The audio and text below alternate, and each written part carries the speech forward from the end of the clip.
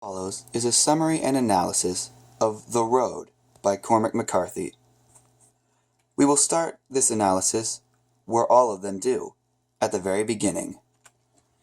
So, what is our story about? The Road is a story of a man and his son struggling in a post-apocalyptic world. This world has been torn by nuclear fire, shattered by the shockwaves of atomic blasts, and littered about by radioactive fallout. It seems dull and bleak that either of them will survive, yet they continue and persevere to do so. However, things have not been good for them. Their mother, and/or wife, has given up the will to live and killed herself shortly before the story began.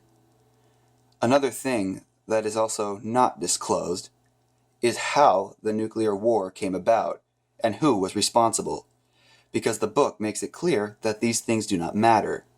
What only matters is the survival of our main characters, and what they must go through to preserve their character in order to stay alive.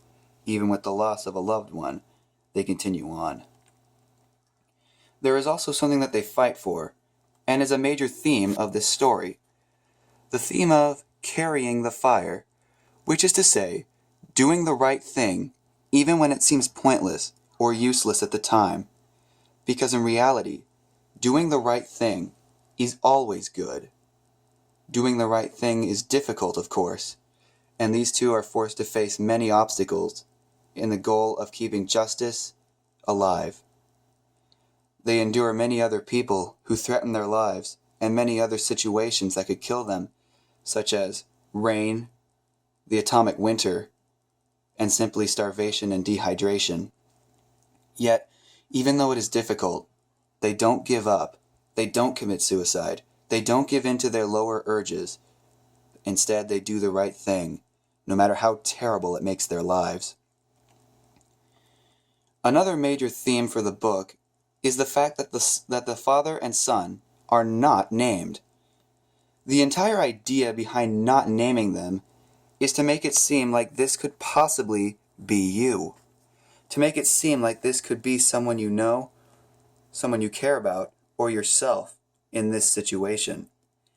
It adds a lot more depth and power to the story by making it seem more personal than a simple narrative would have. The father himself is an old man worn by time and seems to have a persistent cough that is slowly killing him. He carries a pistol with only a few shots and uses them very sparingly and carries at least one around so that the son can end his life should they be captured and cannibalized by savages, so that he does not have to suffer. Although the man is somewhat bitter and does what he has to survive, he still maintains his morality and shows kindness and caring to his son.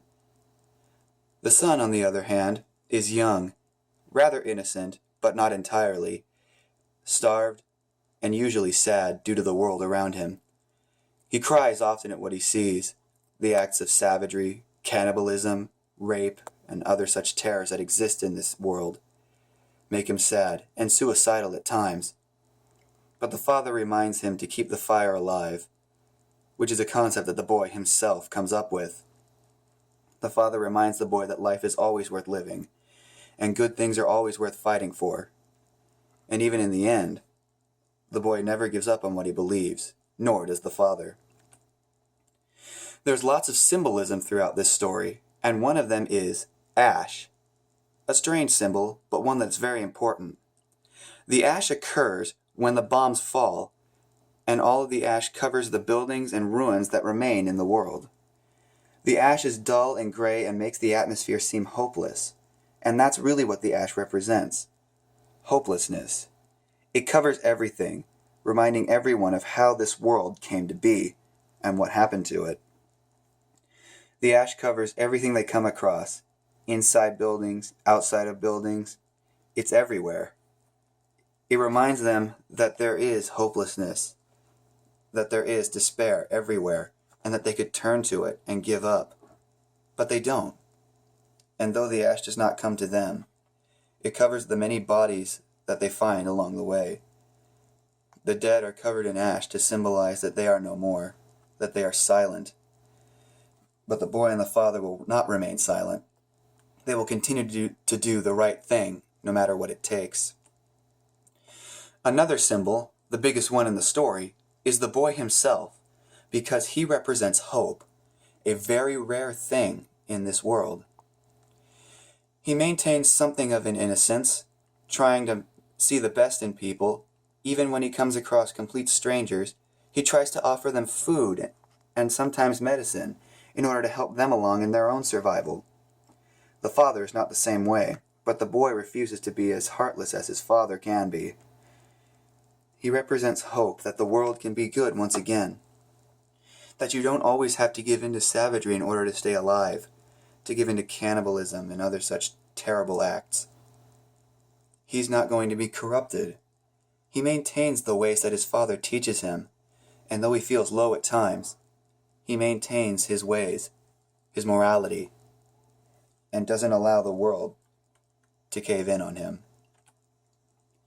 Another major theme in the story, or symbol, are the other people they come across.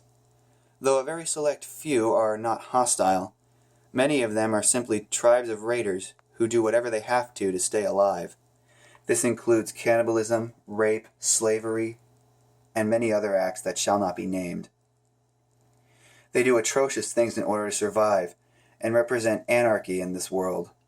They don't care for morality anymore, only survival, and their own. Other people that are in their raiding parties who die, they don't care about.